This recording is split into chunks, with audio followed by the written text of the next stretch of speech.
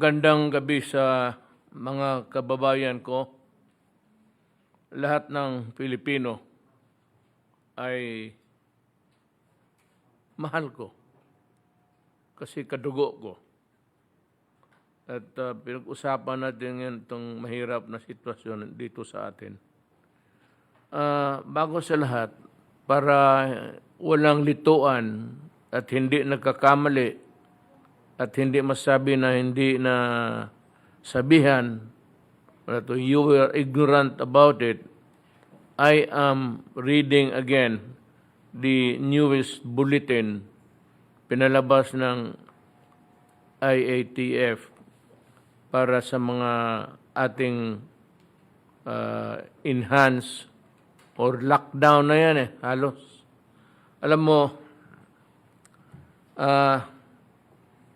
I would be the last person. Ako ang pinakahuling tao dito sa Pilipinas na magpapahirap sa Pilipino.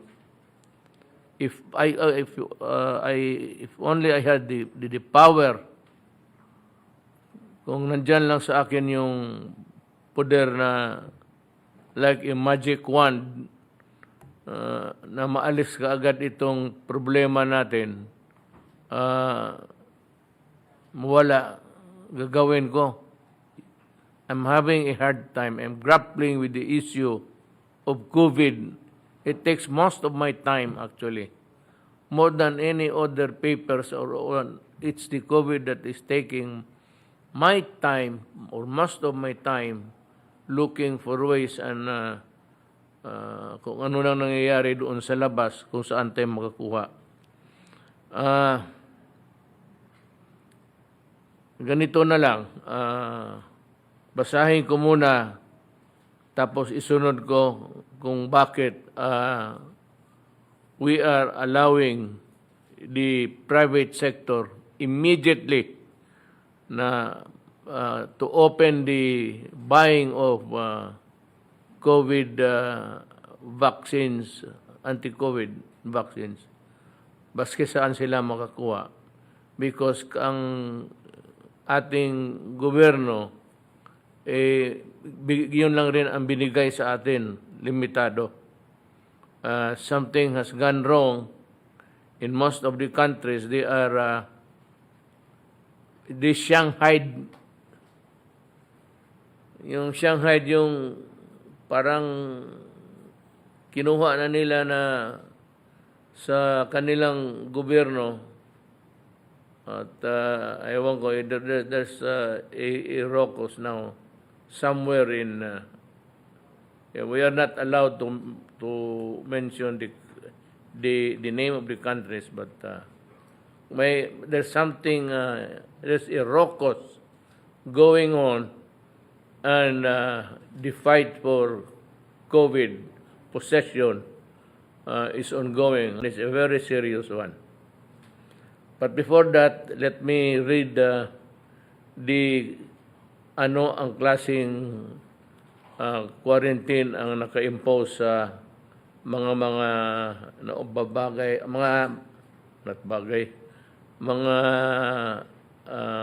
places, local governments na naghihigpitan. I'll start by reading the places that are under enhanced community quarantine. Kagaya yan sa una, halos back to zero tayo dito. NCR, Bulacan, Cavite, Laguna, Rizal. That is March 29 until April 4. Ang kanilang subject to review. Ang modified enhanced community quarantine, ang Quirino Province, that is April 1 to 15, 2021. For this escalation of the quarantine, it will be loosened or stricter depending on the result of the surveys. You know, today, Metro Manila, I think, registered 10,016, Nationwide po, sir. 10,000. 16 po. 16. 10,000. Ngayon, so, bakit tumataas eh? Bakit? Patuloy pa rin yung mikrobyo na gumagana sa katawan ng tao dito sa Pilipinas.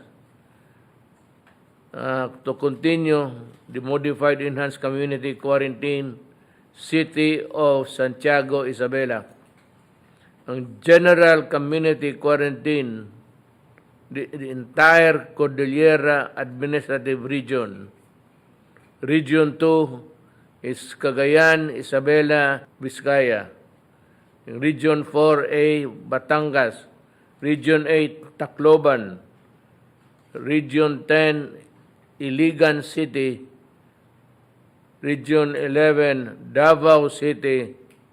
Ang Barn, kasali ang Lanao del Sur. Dito tayo sa modified general community quarantine. Well, it is for the rest of the country.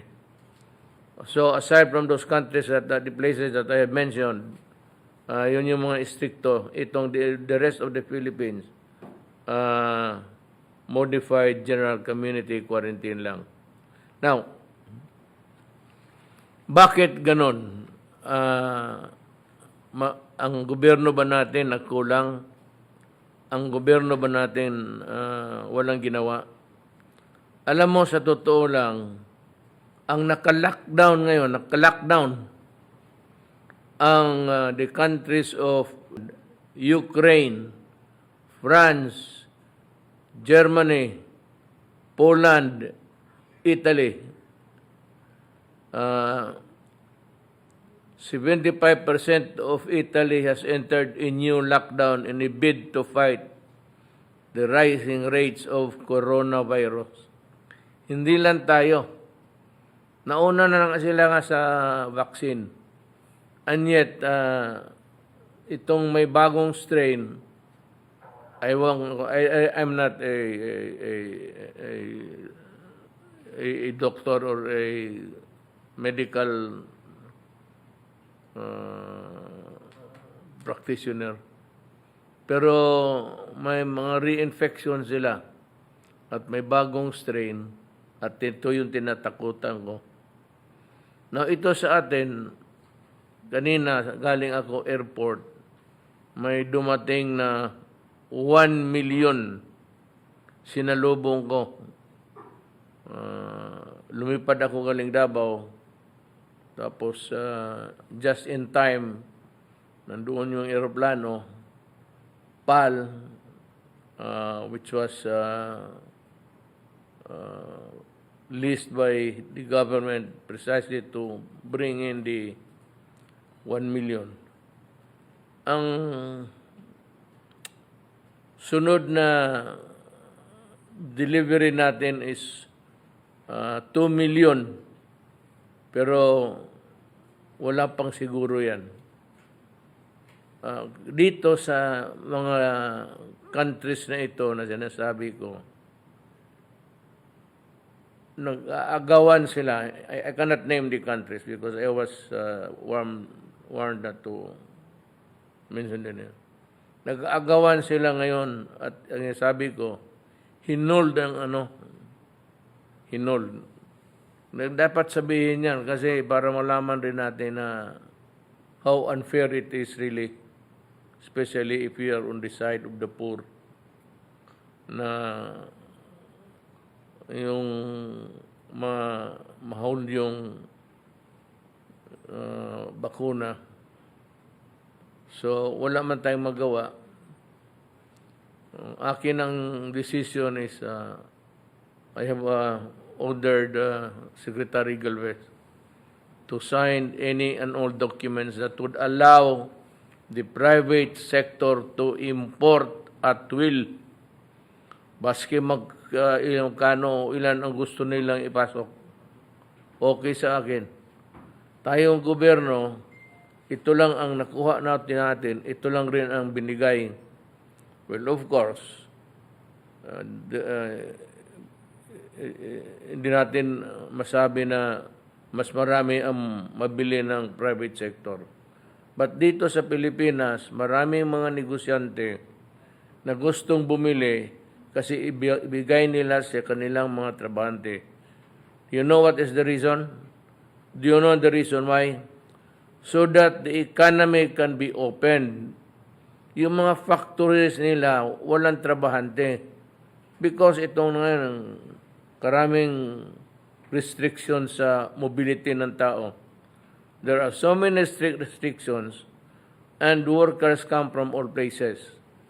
So it's hardly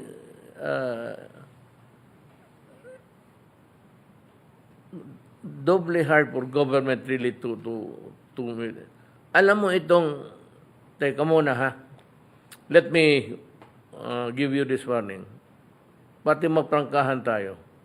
Itong dumating ngayon na 1.2 million, para lang ito, tamang-tama lang ito, sa mga frontliners, sa mga health workers, at yung lahat ng may connection doon sa trabaho in fighting COVID.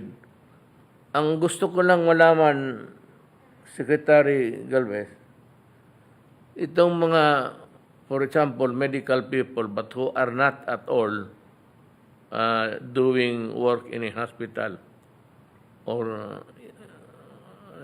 mga practitioners yan, yung hindi talaga may ibang negosyo, not the practicing ones, should they be considered also ordinary civilians? Kung ako, hindi ko ibigay kasi kung hindi naman connection with your job, meron mga tao na hindi medical ang edukasyon. Medicine, nursing, pero hindi na pinagpa-practice. They are not practicing their profession. Would it be considered also priority or just an ordinary citizen who should be in line doon sa priority?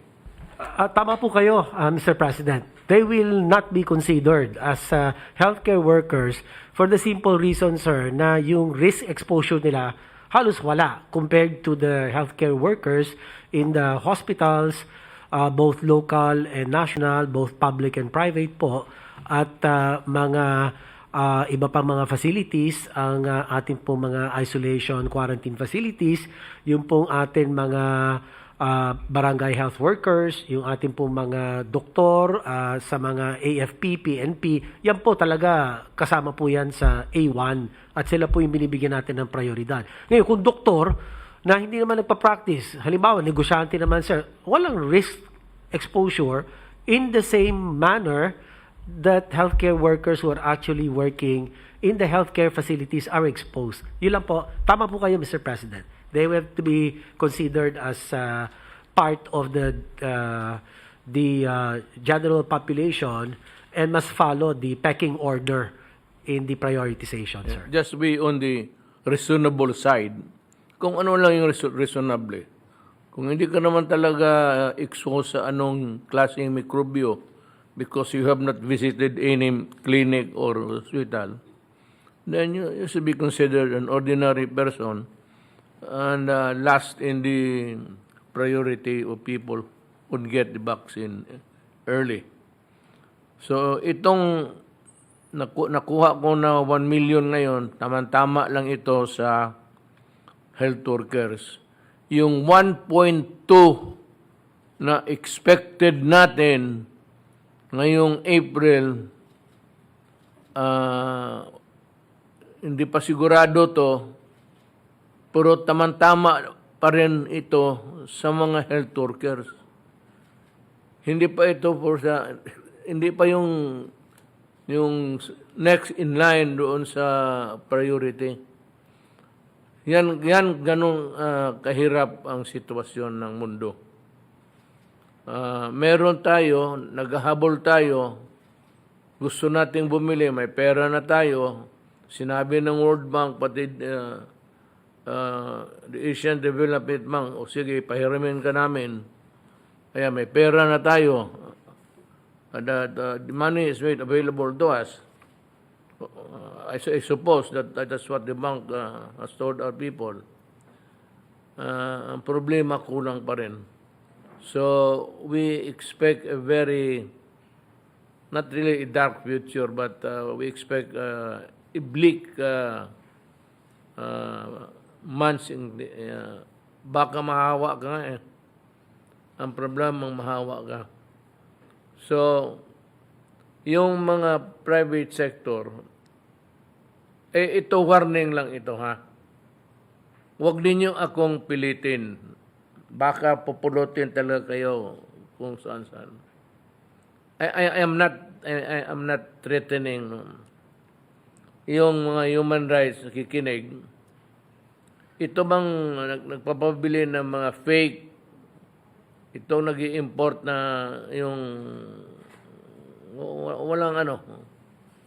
walang source, tapos fake, tapos ang mga tao magpabakuna, magbayad ng mahal dahil nga may bakuna available, hindi na maghintay.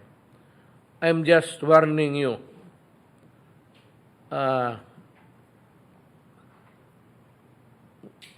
Wag kayong magkamali dito na hirap na ang Pilipino tapos dagdagan mo ng ganitong pamaraan ng hanap buhay.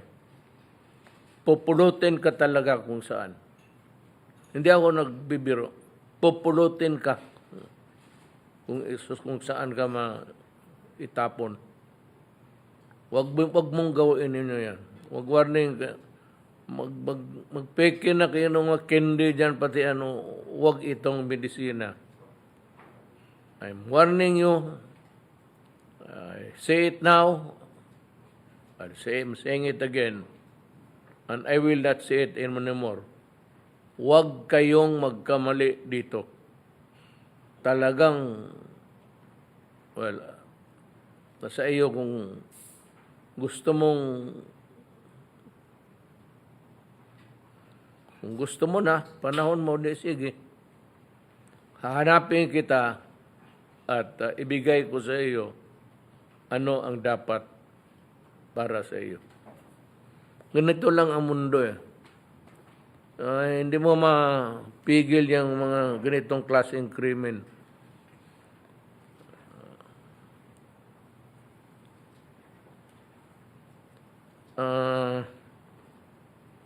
Sandali lang, mayroon pa akong masabi na we are really doing our very best,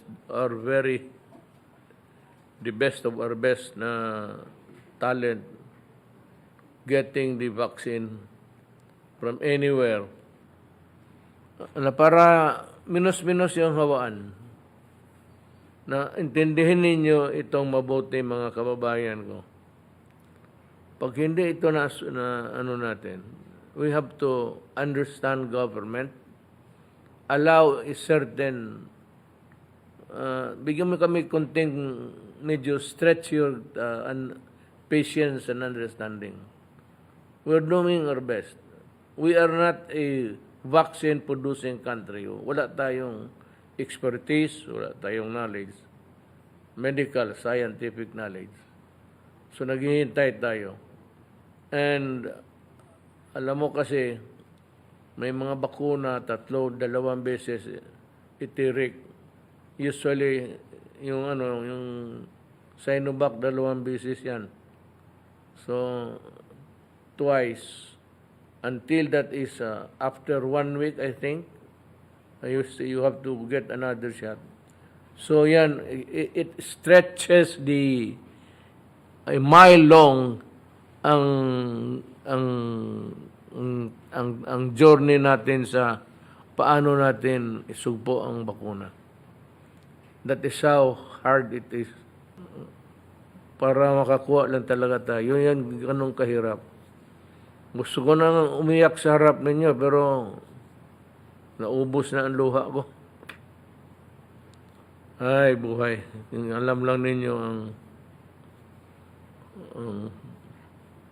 para akong dumadaan ng purgatorio ngayon, this time, hanggang hindi matulungan lahat ng Pilipino. May isa pa pala ako, kaya pala ako pabalik-balik ng salita eh.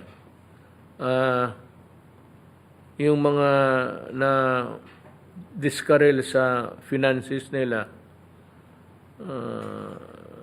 na ano kayo sa pera, naghirap kayo kasi hindi makalabas. Magdasal lang kayo. We will give you the ayuda. Ayuda is assistance help. Secretary ng budget, si Wendell Bisado, Del ka hanggang kailan mo maibigay? When can you make the distribution? And explain to us how do you propose to do the distribution this time? Good evening, Mr. President, and everybody in attendance. Very briefly, can I request the Secretariat there to please share the slides? This is how we're proposing, Mr. President, the supplemental amelioration program for those affected by the enhanced community quarantine in the NCR Plus and the 4 provinces. Mr. President, the proposed supplemental amelioration program will be given as soon as we receive your approval, Mr. President, because the memorandum addressed to you is with, if I'm not mistaken, with the Office of the Executive Secretary now. So, Do you know if this it is- is do you know if it is already in my desk? Yung panggabi ko na study room, wala pa. Because kung nandoon na yan, pipirmahan ko kaagad this time. After this, diretso na ako doon sa bahay. Upuan ko na lang kung saan na ang papel ngayon. But kung wala, I'd like to request the CES to expedite soonest.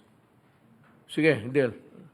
yes, Continue. Mr. President, ganito lang po yan. Ito po yung makita nyo sa first column, yung mga local government units na covered at ang total population po nila based on the latest estimates from the Philippine Statistics Authority.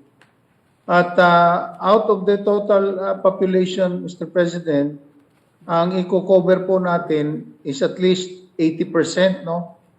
Nung total population.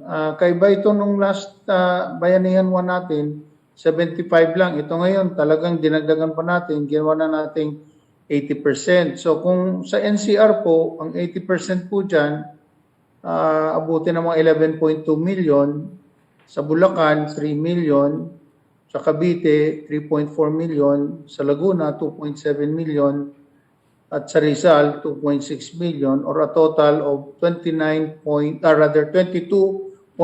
million. Next slide, please. Diretsuhin kita. May pera tayo. Meron, Mr. President. Meron po. Kakaasa po kayo, may pera po tayo. Ito nga pong funding source natin, 23 billion po. So makita natin dun sa total kanina, umabot lang ng 22.9. So may natira pa tayong konti sa 23 billion. The balance from the BTR certified sources, which will be utilized for this, is pursuant to the authority granted to you under Bayanihan 2. Kasi po ang validity ng appropriations ng Bayanihan 2 was extended until June 30. pursuant to RA 11519. So, ganito po ang magiging kalakaran natin sa pagbibigay po ng ayuda. Next slide, please. Makita po natin na ang ating ibibigay ay 1,000 pesos per individual and not more than 4,000 per family. Opo. So, ang total funding requirement po niyan, kung tagwa 1,000, ay abutin ng 22.9 million. So, yan po ang total funding requirement natin. Next slide, please.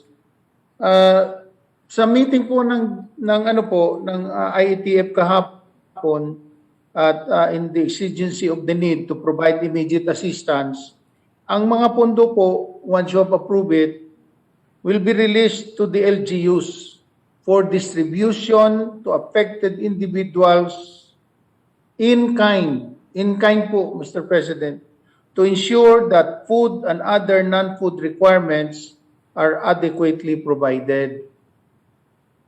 So wala po tayong cash po dito po. We will leave it to the local government units dahil sila naman talaga ang first line of pinupunta ng mga tao na sila po ang mag-allocate nito base po doon sa approval ninyo na at least 1,000 pesos per person.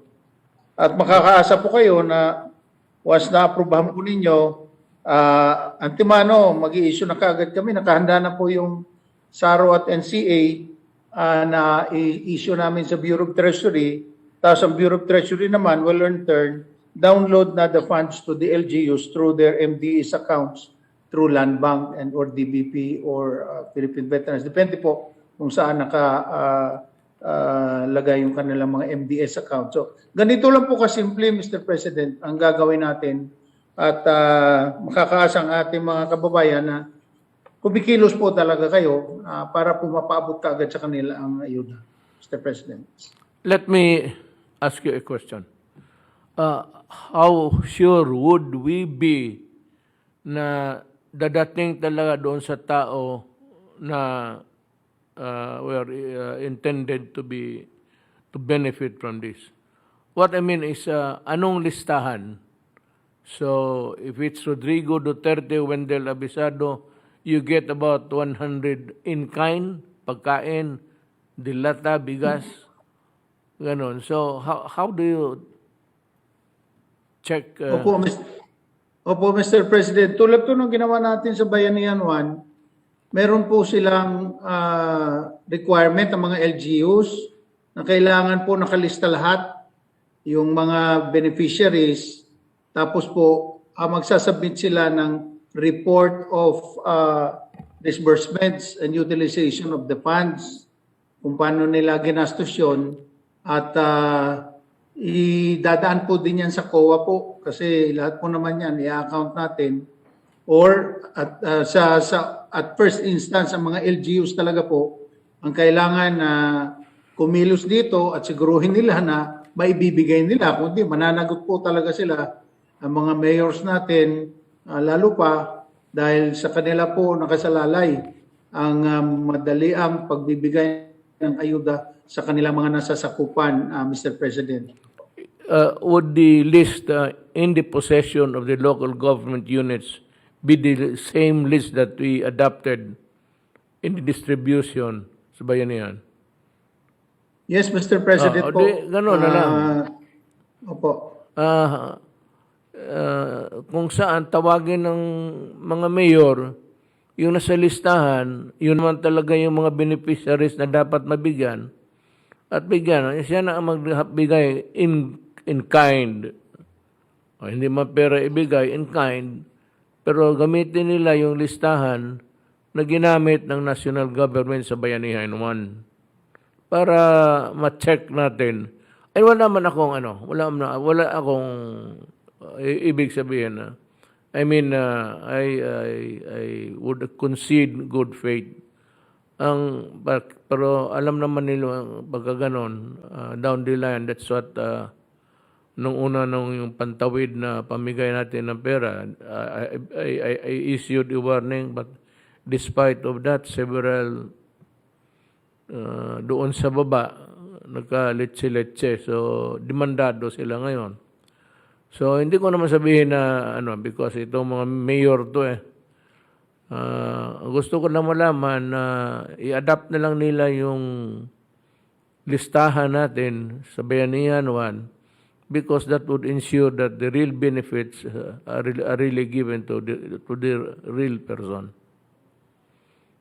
Yes, Mr. President. Ang totohanan po niyan, and I expect, lalo pa sa mga mayors, na madadagdagan pa po yan kasi lumalaki din po, lumulobo din po yung mga nasasakupan nila. So, balit, antog na nila, sila naman din ang maghahanap ng paraan na madagdagan pa nila. Right. Kasi mabuti nga na kahit na paano, nakahanda po kayo na tulungan sila through the national government at sila naman po, magpapakita sila na nagsisika po sila. At ako naman naniniwala sa ating mga local chief executives na gagawin po nila lahat para po masiguro na susundin nila yung pamantayan ng pagbibigay ng ayuda at yung corresponding report na gagawin nila po sa atin dahil po i-report po natin yan at dadaan po sa COA yan at sinabi niya na nga po ninyo hindi pwedeng maglukuhan dito dahil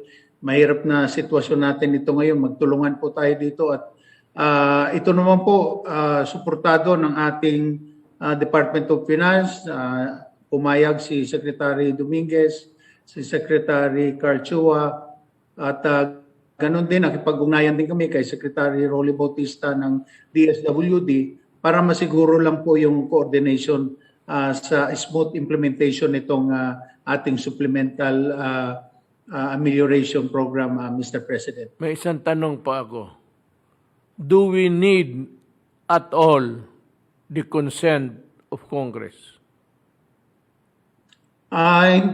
Hindi po, Mr. President, dahil po under the Bayanihan 2, you are given the authority to utilize any unutilized appropriation in response to the pandemic, Mr. President. Okay. Maliwanag po yan sa Bayanihan 2. Kaya nga po, ito, available po ito na mga pondo na gagamitin natin for this purpose.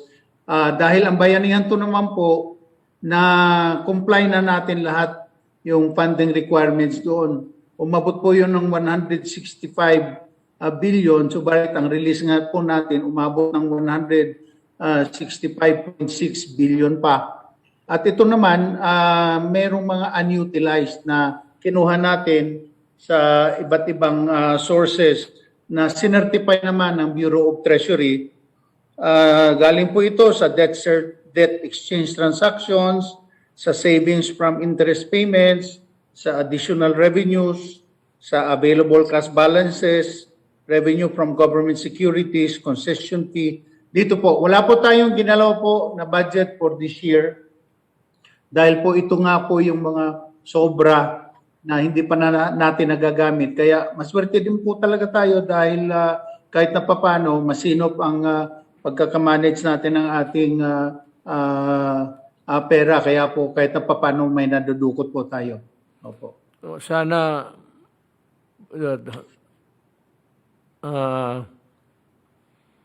ano ba tayo ngayon?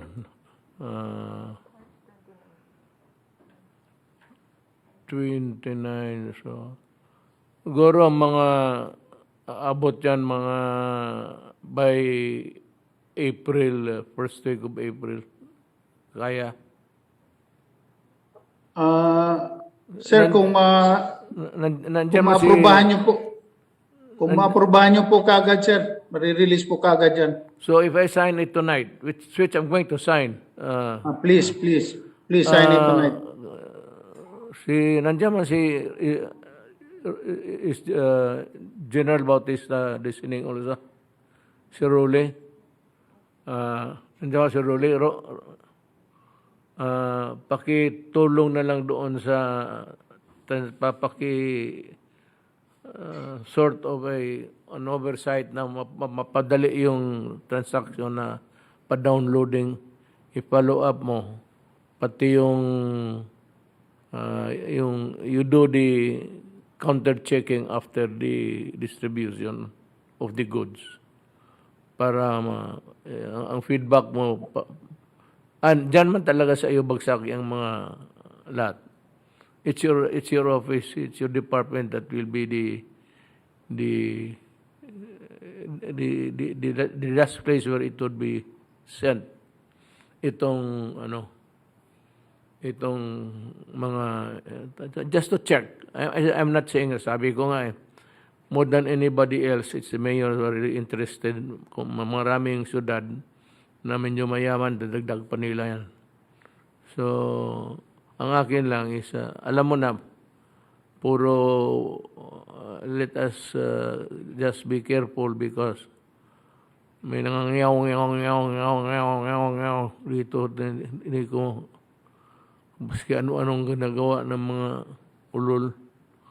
These are the mutants of COVID-19. So, siguraduhin lang natin na walang katiwalian. But Sir President, I place my full faith and confidence in the mayors that they will do Mr. it. President, can I say something, Mr. President? Yes, go ahead.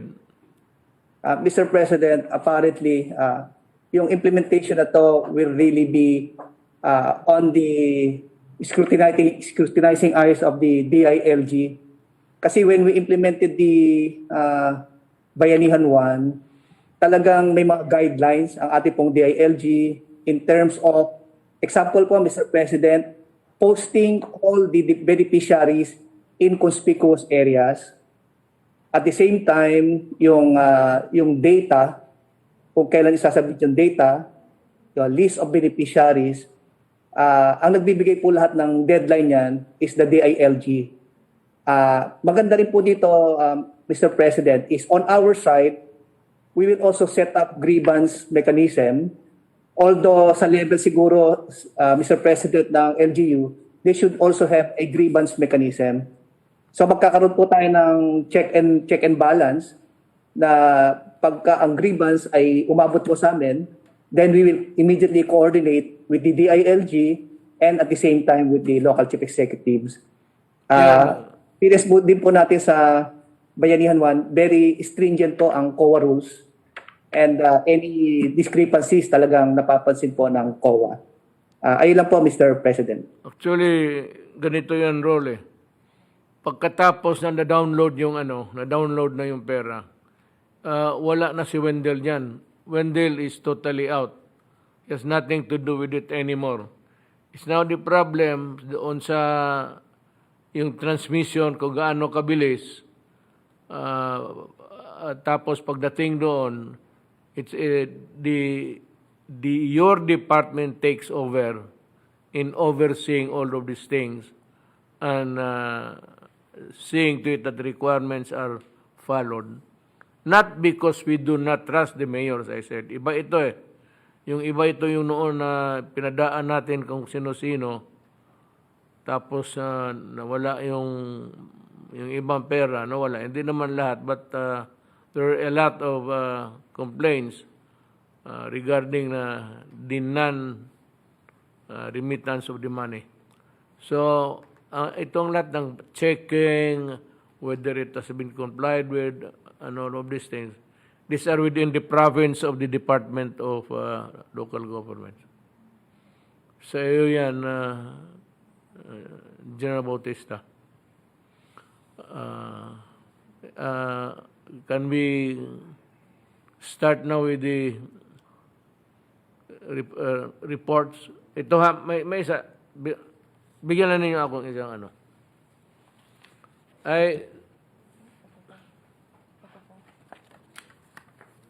nandito sa harap ko, it's a list of suspended government personnel. The name is Danilo Yema, Junior Police Captain, grave misconduct for committing graft and graft practices. Suspended for 6 months. No. I'm ordering the papers of this case to be forwarded to my office. I will review. Ganito, Federico Javier, Police Master Sergeant, grave misconduct for committing graft and corrupt practices, suspended for 60 days. Arvin Abelia, Police Corporal, grave misconduct for committing graft and corrupt practices. Roberto Descalar, Patrolman, grave misconduct for committing graft and corrupt practices, suspended for 60 days. Ronel Abarcar, Patrolman, grave misconduct for committing graft and corruption. You know, in graft and corruption, whether it is 1 peso or 1,000, it's still the same. So, pagka itong tanginang graft na ito, pagka graft and corruption, diretso yan, dismissal. Kung sinong opisina nito nag-handle render the decision, kindly forward all of the papers to my office, to the executive secretary. At I do not agree with just suspension. Graft and corruption is dismissal. Ma-police, ma-fireman, mayor's office, o ma-mayor, ma-governor, corruption is a serious offense. Ilagay mo, ibalik mo yan, suspended for 60 days. Magbakasyon lang yan, tapos maggagawa na naman kalukuhan. They should be removed. Basta, I would like to address now to all that sa gobyerno. Basta graft and corruption, dismissal talaga. Do not give me that shit of suspension. It's a very serious offense, and they're parang, you know, they're microbes in the organization, and they will continue to do it again and again until next time mahuli na naman sila another suspension, to which I do not agree. They should be dismissed. Maraming Pilipino sa labas naghahanap ng trabaho. Hindi ko kailangan itong mga... I do not need you in government. Maraming graduates sa criminology every year, sobra-sobra. Tapos magtiis ako sa inyo. Puta, bakit ako magtiis sa isang gago? Marami naman dyan gustong pumasok. Graft and corruption, dismissal. That's 3019, Republic Act 3019 is graft and corruption. The punishments, the penalties there are almost severe. Dito, ilagay mo lang sa suspension, kalukuhan yan. Paalisin mo yan kasi maraming naghihintay ng applicants na matino. Bigyan natin ng panahon ng ibang Pilipino na makapaghanap ng trabaho. Who's going to do the first reporting? Secretary Duque, you have something to say for today? Good evening, Ginoong Pangulo, Senator Bongo, Chair of the Senate Committee on Health, at aking po mga kasama na miyembro ng Interagency Task Force and fellow cabinet members, at sa ating po mga kababayan, magandang gabi po sa ating lahat. Dalawa po ang bahagi ng akin ulat ngayong gabi. Isa po, una, yung ating pong usual na COVID-19 situationer. At ikalawa po, magbibigay kami ng updates on biosurveillance at pinaigting na hakbang para po sa NCR at mga karatig na lugar. Magsimula po tayo sa COVID-19 situationer at ito po ang mga pangunahing mensahe. Una po, ay nakitahan natin na patuloy ang mabilis na pagtaas ng ating mga kaso. Ang nararanasang pagtaas ay hindi lamang po nanggagaling sa iisang sanhi, ngunit ito ay dulot ng kombinasyon ng pagsasawalang bahala sa minimum public health standards at sa pagpasakatuparan ng prevention, detection, isolation, treatment, and reintegration na mga pamamaraan para masugpo ang COVID-19. Lalo na ang halaga ng pagtapos ng isolation o quarantine period at ang pagtaas ng mobility ng mga mamamayan kasabay na pagbagal ng atin pagtukoy o pagdetect sa mga aktibong kaso. Ito ay maaari rin napabilis ng mga variants katulad po ng UK variant at ang South African variant. Kasabay ng pagtaas ng mga kaso, tumaas rin ang ating healthcare utilization rate at the regional and provincial levels, kabilang ang ating mga highly urbanized and independent component cities, pati na rin ang ating pong mga ICU utilization rate. Kinakailangan maglaan ng humigit kumulang 50% ng authorized bed capacity ang lahat po ng ating mga pampublikong ospital at 30% naman ng pribadong ospital para sa COVID-19 patients, higit pa sa panahon na may surge. Pangatlo, kaagibat po nito, dapat rin pataasin ang kapasidad ng mga isolation at quarantine facilities upang hindi magdagsaan sa mga ospital po ang mga asymptomatic at mild cases.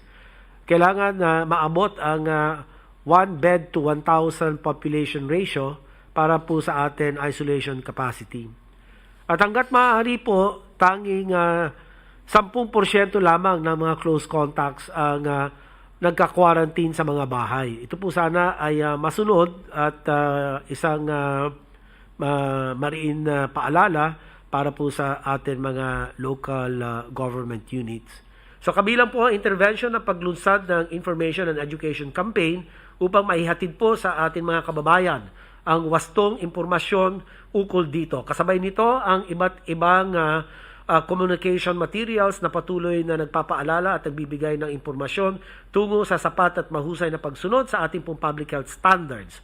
Hanggat may nakikita tayong pagtaas ng mga kaso at hindi pagsunod po sa mga ito, ay hindi po kami mapapagod na ipaalala kasama ang ating pong task group on strategic communications, pinangungunahan po ng ating spokesperson, si Secretary Roque, at ang atin pong sabay-sabay na binibigyan na diin ang mga paalala katulad ng una, manatili na lamang tayo sa bahay o sa tahanan kung hindi naman kinakailangan lumabas. Kung may kasama tayo sa bahay, ugaliin natin ang wastong pagsuot ng face mask. At kung hindi maiwasan at kailangan na bumili ng mga pangunahin na bagay o pangangailangan, ay dapat naka-face shield ng tama, hindi po nasa itaas ng ulo. Pangatlo po, siguraduhin natin maayos at sapat ang daloy ng hangin sa ating mga tahanan.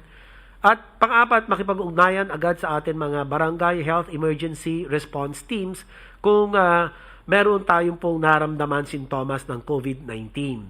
Hindi po dapat dumidiretso sa ospital. Para po sa mga nakararanas ng mga bahagyang sintomas ng COVID-19, mangyaring manatili tayo sa mga quarantine and isolation facilities na handang magbigay ng karampatang kalinga kaysa sa mga ospital na mas nakatuong tumugon sa mga pangangailangan po ng mga malubhang kaso ng COVID-19. Ang mga pampubliko, mga pasilidad ay sapat at maayos upang kayo ay matugunan sa inyong mga pangangailangan. Tungo sa ating pong kaligtasan, ipagpatuloy natin ang pagiging bida bastonero sa ating pong mga komunidad. Ito na lamang po magtatapos ang akin ulat, Ginoong Pangulo, at ako po ay handang sumagot po sa inyong mga katanungan. Salamat po. Salamat, Secretary Duque.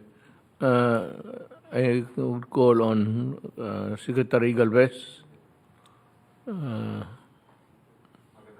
You have a report? Yes, sir. I have a report, sir. Go ahead, please. Magandang gabi po, Mr. President, Senator Bongo. Sa atin po, meron na po tayong 668,018 healthcare workers vaccinated as of March 29, as of 3 p.m. At nakikita po natin sa ngayon talaga na tama po yung sinabi niyo po na may tension tayo sa supply, considering that the different countries are escalating and their vaccination. So with this, they are prohibiting from exporting from their production. So ito po ang nagiging talagang problema po natin ngayon. At talaga nakakaroon po tayo ng severe acute shortage ng ating global supply. And then talaga pong marami pong variants po na appearing across the world, requiring investigation, triggering caution on border control. So marami pong mga different variants ang lumalabas at ang mga ito po ay talagang napapabilis ang pag-mutate at nagkakaroon po ng very accelerating transmission. Next slide, please. And with this, napag-usapan nga po ng mga expert kanina at saka po yung private sector na kailangan talaga, yun nga po, sinasabi nga po Sir Paul Dominguez na we have to plan for a possible re-injection of jobs. Maybe next year. It will be an annual activity considering that the variants are very persistent. So, nag-calibrate po tayo ng plan. So, ang plano po natin ngayon, Mr. President, ay 2021, 2022, at saka 2023. So, 2021 po, itong tinatawag nating containment strategy to have and achieve steady supply of vaccines and scale up our vaccination through mobilizing the national government, the LGU, and the private sector. So ang plano po natin ay magkaroon tayo ng scale-up vaccination sa April and May. We are targeting to have 500,000 to 1 million per week. And then June, July, kung nandiyan na po ang ating mga supply, we will be targeting 2 million to 3 million per week. And then August, December, 3 million to 5 million per week. Ito po, very bold po ang ating target so that kung just in case magkaroon po tayo ng slippage, at least medyo mataas pa rin po yung ating vaccination rollout. And then also, in order to achieve yung herd immunity, kailangan talagang we have to maximize na magkaroon tayo ng vaccination na more or less 450 to 500 a day. Ang ano po natin, ang pinaka target po natin is we will have a better Christmas 2021. And then ang ano po natin, ang pinaka talagang target natin is the complete elimination of COVID-19 disease. So with that, we are communicating with the different manufacturer na nagde-develop po ng mga tinatawag nating booster vaccines, ng mga second generation and third generation vaccines that can prevent yung and also neutralize and eliminate including yung mga variants. So ang ano po natin is really to eliminate the COVID-19 disease by active participation ng mga pharmaceuticals natin. Yung sinasabi niyo nga po, Mr. President, na we will already authorize the pharmaceuticals to directly communicate with them so that we can have yung tinatawag nating vaccine security by 2022 po. And then also, we are looking forward that by that time, we have fully recovered our economy. And then, Mr. President, nung nagpunta po kami sa India, nakita po namin talaga yung kanilang target na magkaroon po ng health, tinatawag nating self-sufficiency. Yung pangarap po natin na magkaroon po tayo ng mga vaccine, ay kung titingnan po natin, noong 1939 po, tayo po ang donate sa China na mga vaccine. At yung yung kinakausap po namin yung vaccine expert panel, parang naaalala niyo po, yung sinabi niyo po na nagkakaroon tayo ng parang reward para sa 50 million. Kung sino man na makakadevelop ng vaccine sa COVID-19, maybe we can remember that. And I believe we can push forward na magkaroon po talaga tayo ng self-reliance sa vaccine. Kasi po, nung nag-usap po kami ni Ambassador Bacaching, Mayor, sinabi niya po talaga na kailangan talaga na magkaroon po tayo ng tinatawag na health security. Meaning, ang ating mga gamot ay mapababa po kung meron tayong sariling manufacturing capability dito sa ating bansa na ginawa po ng India when they were given independence by the British government. So yun po ang isang nakita po namin na magkaroon po tayo sana ng aside from the universal healthcare law, magkaroon po sana tayo ng Health Security Act na yung ating DOH at saka ating healthcare system will be modernized. Parang katulad po ng modernization na ginawa po natin sa Armed Forces of the Philippines. Para makakop po tayo sa susunod na mga tawag na pandemic. So to 2023, at least we can start yung health self-sufficiency to next pandemic so that we can prepare just in case na magkaroon po ng next pandemic. Next slide po. So ito po sir ang status ng rollout po natin sa ngayon. Meron na po tayong 1,233,500 na na-deployed na vaccine, which is comprises yung 80% of our total vaccine. Kasama na po ito yung 400,000 na dumating nung donation po ng China. So sa ngayon po, meron na po tayo na vaccinate na 668,018, which comprises yung 81.65 ng ating target na first dose. May na-deploy na po tayong first dose. So malaki na po ang nakuha natin, more than 80%. And then also, 43.79% over the total vaccine deployed and 39 or 40% over the total 1.7 million health workers. So meron na po tayong more or less 40,000.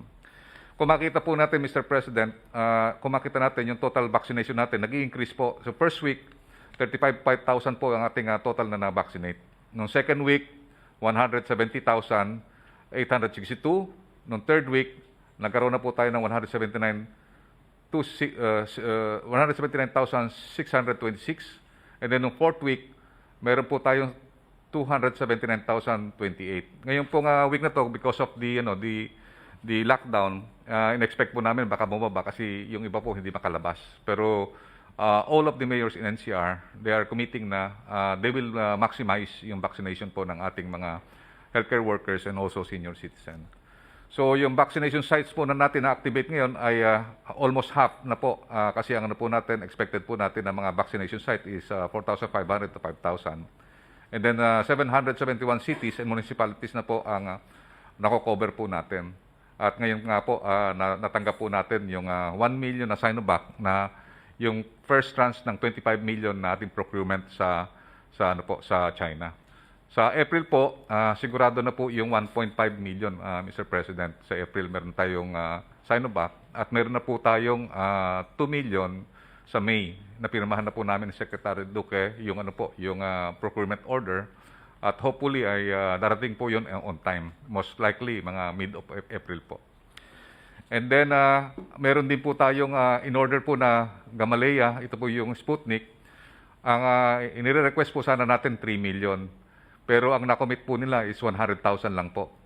Pero sa ngayon po, nag-usap po kami ni Secretary Locsin at saka ni Yusek Dodo Dulay. Nakakausapin po nila si Prime Minister Lavrov. At titingnan po nila kung maiangat po ng 3 million. Talaga pong 3 million ang kailangan natin dahil kasi pwede po itong gamitin sa senior citizen yung ano po natin. Kasi sa ngayon po, meron po tayong limitation na hindi po dumating yung AstraZeneca na vaccine natin na galing sa COVAX. Sir, ito po yung inyong guidance na yung priority po nito dapat hindi natin binabiolate. Pero last meeting po namin, sir, considering that we have already have more or less 1 month na nailaan po natin sa healthcare workers, mayroon po tayong parang decision po ng NITAG at saka ng private sector at saka po ng ating mga espesyalista na pwede na po nating pagsamahin po yung A1, A2 at saka A3. Meaning, habang tinatapos po natin yung healthcare workers, pwede na po tayo magsimula sa senior citizens at saka persons of comorbidities. Kasi po yung presentation po ng ating mga international expert na pagka pinagsama po natin yung tatlo po na yan, sila po kasi ang may burden of disease. Yung tatlo po na yan. Kapati po yung senior citizen, sila po ang karamihan na mamatay. So ang ginagawa po ng mga expert katulad ng Israel at saka US at saka po yung Indonesia, based dun sa experience po nila, pinagsama po nila yon para bumaba po yung occupancy ng hospital. So parang tinutulungan na rin po natin yung healthcare worker na pagka wala pong na hospital na may comorbidities at saka po mga elderly, nawawala po yung burden of disease at saka yung burden of death. So ang ginawa po nating strategy ngayon is starting March ending March 31, pwede na po tayo magsisimula sa senior citizen. Kasi po yung po rin yung guidance nyo na madaliin po natin para yung mga mahihirap at saka po hindi kaya lalo na yung mga matatanda na indigent, kailangan mabigyan din po natin ng protection. You know, that is a good suggestion actually. I was about to say a few things about the matter. Kasi ganito yan eh. Yung mga health workers lahat, yung sa priority A1, kailangan bilisan mo lang yung mga sila, they must go now, they must look for a way to have the vaccines ahead of time. Kung ngayon na, huwag na nilang tagalan. Because ang naghahintay yung sunod itong senior citizens. Ngayon, the other guys downwards, they have to wait for their turn. So, kailangan mabilisan. Pagdating ng bakuna, nandyan sila na. Dapat itong 1, 2, and 3, maybe, ma-lump into one na paspasan. When the bakuna is there, so we can move on to the rest of the population. So, that's what I'm about to talk about. Sir, sinabi rin po ng expert kasi kailangan we are racing against time. Dahil mabilis po yung virus at saka yung mga variants. Kailangan i-concentrate daw po natin yung vaccine sa Metro Manila at saka sa mga karatig niyang area. Kasi kung hindi po natin sila, sir, maunahan po tayo, maraming mamamatay na mga elderly at saka mga may comorbidities. Tinatamaan po yung mga may sakit sa puso, yung may renal patient. Pagka tinamaan po yan, talagang almost 50 to 60% talagang mamamatay po yan at saka talagang magkakaroon ng severe, may intubate. So, ang sir, ang recommendation ng ating mga NITAG experts at ating mga from the health professional doon sa mga private sector, ang sabi po nila, we have to concentrate our effort para makontain kaagad natin at magkaroon ng herd immunity yung Metro Manila para po kaagad makalaban po kaagad sa disease. Kasi ang nakita po natin, at least po natin yung 25% or 25 million na target natin nationwide, makuha po natin kaagad yung percentage ng 25% na kasi 25 million po yung yung target natin para po mawala yung burden of disease at saka burden of death. Kung maano po natin ng Metro Manila na 25% to 30% po yung makuha natin sa Metro Manila, makuha natin kaagad yung mga senior citizens at saka yung mga vulnerable. Bali po babagsak po yung yung tinatawag nating yung hospitalization at saka babagsak din po yung yung death. So ginawa po natin yung 1.4 million po natin. Ang ginawa po natin sa 1.4 million na Sinovac, i-deploy po natin po yan sa more or less 800,000 dineploy po natin sa Metro Manila area at saka sa 4 provinces and also Davao and Cebu. Yung mga matataas po yung mga po natin yung mga kaso. So yun po ang po natin na parang ang ginawa po natin, pinagsama na po natin yung A1 at saka A2 at saka A3. And we are recommending also na para magkaroon po na tinatawag nating identifiable segments kasi co-equal din sila, pwede natin di pagsamahin yung A4 at saka yung A5. And then next slide please. And then ito pong B1 to B5 para hindi na magkaroon ng sir. Kasi sir, nagkakaroon po ng selosan. Bakit ako hindi kasama? Ako rin is essential worker. For example, bakit nauna yung overseas Filipino o nahuli yung overseas Filipino sa government workers.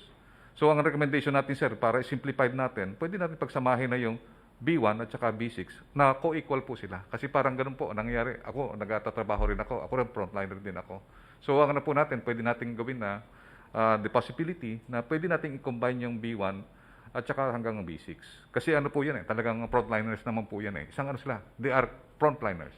Either government or economic frontliners. Next slide please. So ito po yung ginawa po ng tatlong magagaling na countries.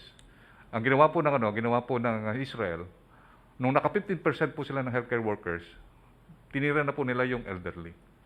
And then pagka once na naka 50% sila sa elderly, tinira nila yung merong mga may sakit at saka nandun sa home of the aged.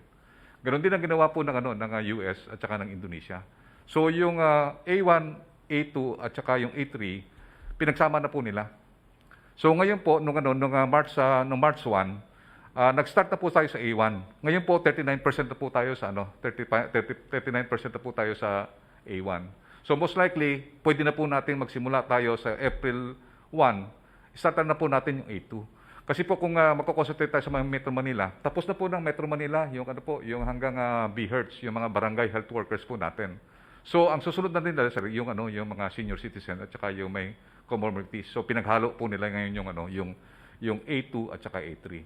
And then sa May sir, pwede na tayo mag-start po pwede na tayo sa May, pwede na tayo mag-start sa A4 at saka sa A5. Kasi po yung sinasabi niyo nga po na naiinip na yung mga mahihirap. So yung A5 po, yun ang mga indigenous na tao. Yun po yung nandun po sa mga nakita natin mga informant settlers. And they also have the burden of the disease with that. So yung inano po ni Senator Bongo na mauna po ang mahirap, yun po ang nakita natin na isolusyon natin na kailangan po i-combine na lang natin po yung A4 to A5. Pagka dumating na po yung ating mga vaccine sa May, pwede na po natin pagsabay-sabayin po yung A1, A2, A3, A4 at saka A5. And we will discuss this thoroughly with the NITAG. And then sa July, nandun na po yung ating mga vaccine. Sinasabi naman po natin na kakaroon tayo ng prioritization only when we have a scarcity of vaccine.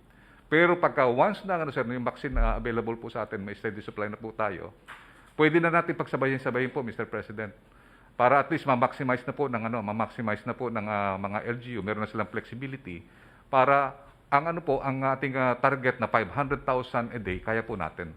Yun po ang inano po namin, Mr. President. Then I believe yun lang po ang aking presentation, Mr. President, na ito po yung guidance niyo po na talagang madaliin na yung ating mga kababayan ay mabakunahan po kagad soon as possible time po.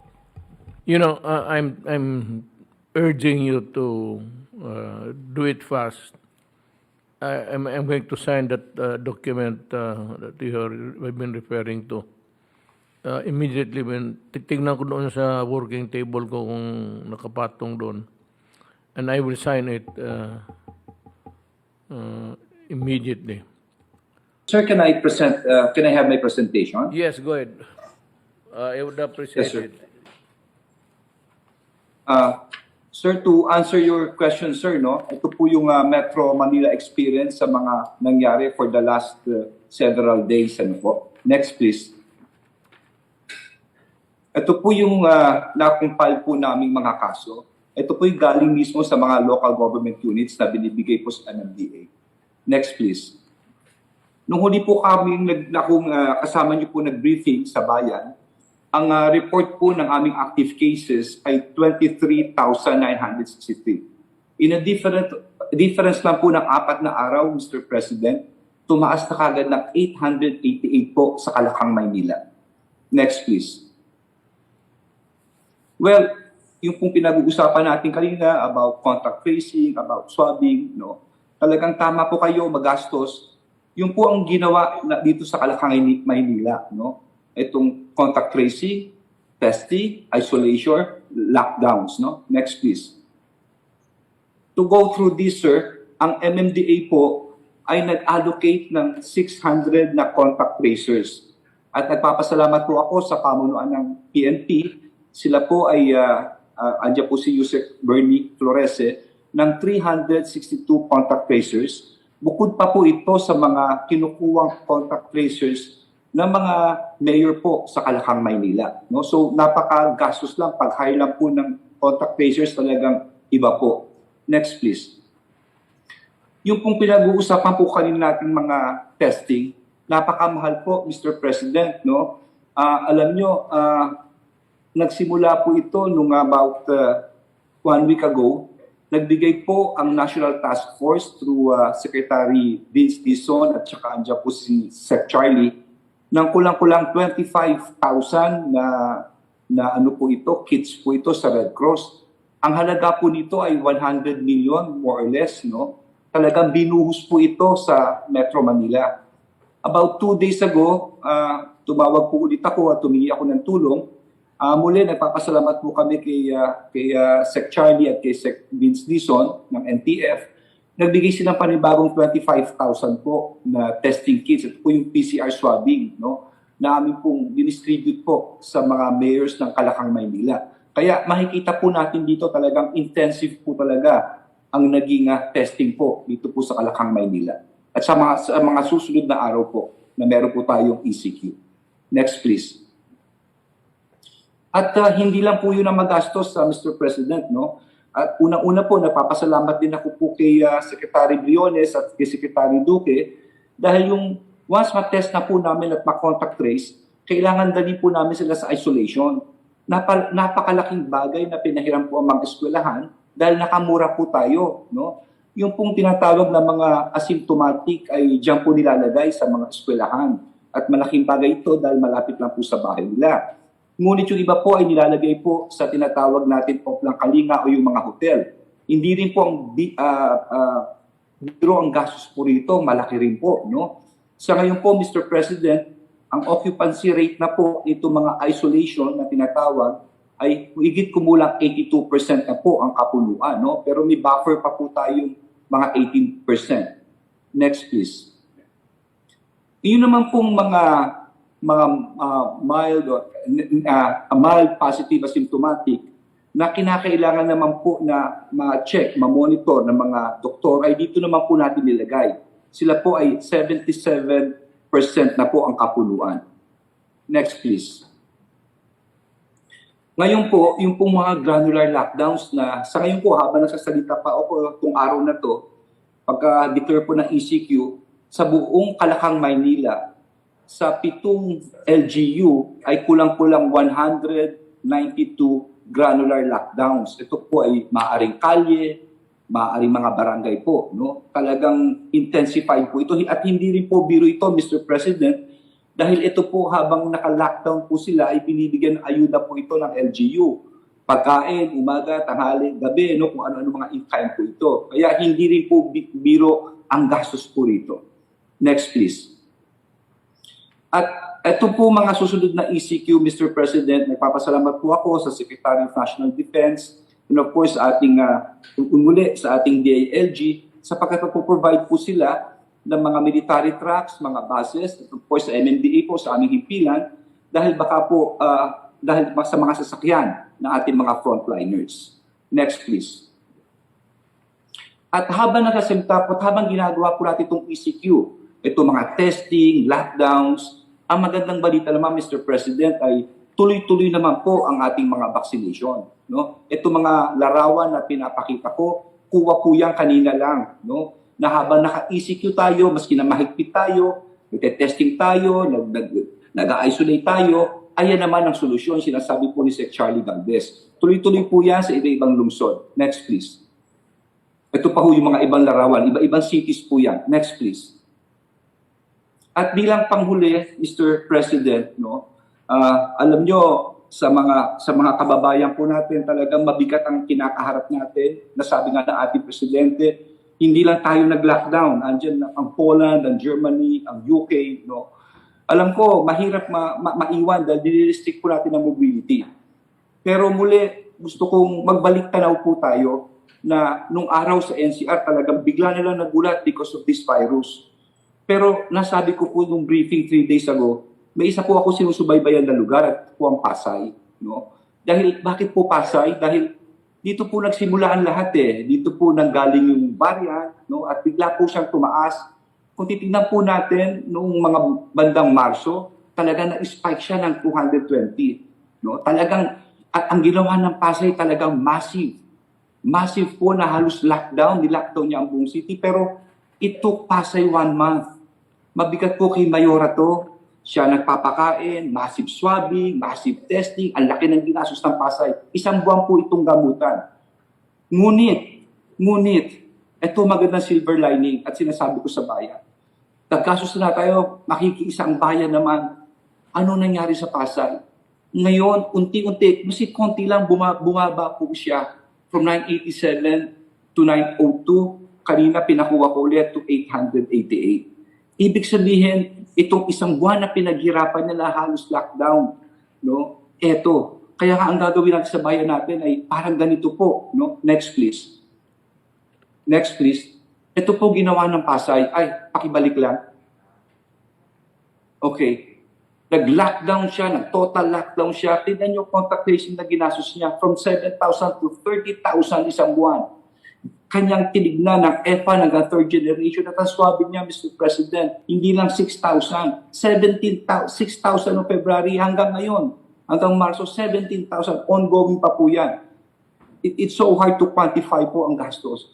Pero at the end of the day, next please, dahil sa alkalde, sa leadership ni Mayor Emmy, sa mga city officials, ang barangay captain, lahat ng tulungan, ang DOH, DILG, PNP, ang Office of the President, there is still a silver lining at the end of these things, sir.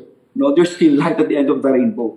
Kayang masolusyonan. No? At least konti lang po ito, pero kaya with what is happening right now.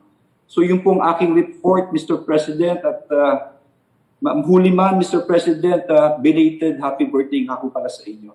Magandang gabi po. Thank you. Gusto ko lahat lumabas to.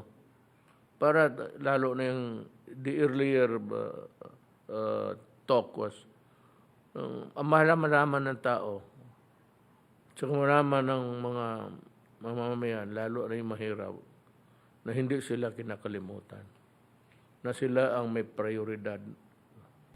So we cut this meeting. Gentlemen, thank you for your presence.